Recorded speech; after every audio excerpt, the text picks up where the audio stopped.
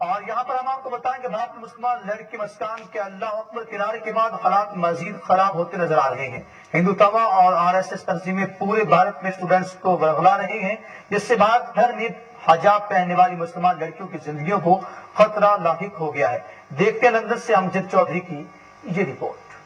नाज़रीन, भारत के सूबे कर्नाटक से उठने वाली उस नौजवान लड़की के अल्लाह अकबर की सदा इस वक्त पूरी दुनिया में फैल चुकी है और इंडिया के अंदर खुसूसन जो है इस वक्त दो ग्रुप बन चुके हैं। बहुत सारे इंडियन हिंदू जो पॉजिटिव लोग हैं वो भी सामने आ रहे हैं, जबकि दलित नौजवानों की एक बहुत बड़ी तादाद जो नीले पटके पहन के जो आरएसएस के गुंडे हैं उनके सामने आ खड़े हुए हैं मुसलमानों के हक में।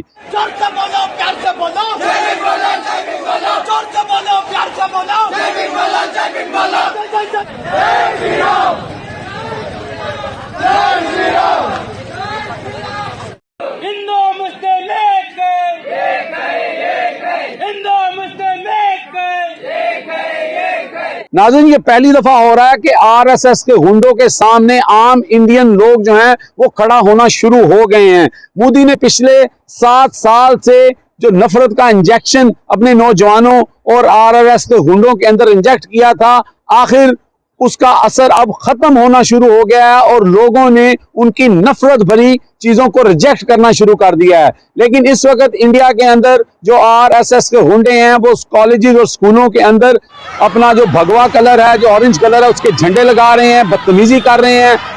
लेकिन नफरत की लगाई गई ये आग ऐसे बुझती नजर नहीं आ रही। लगता है कि आने वाले दिनों में इंडिया के अंदर बहुत खून खराबा होने जा रहा है। इससे कबल वर्ल्ड जेनोसाइड ऑर्गेनाइजेशन के सदर सर गैरी जो हैं इस बात का इंदिया दे चुके हैं कि आने वाले वक्तों के अंदर इंडिया के अंदर मुसलमानों के साथ बहुत बड़ी जेनोसाइड का जो है प्रोग्राम बना लिया गया है।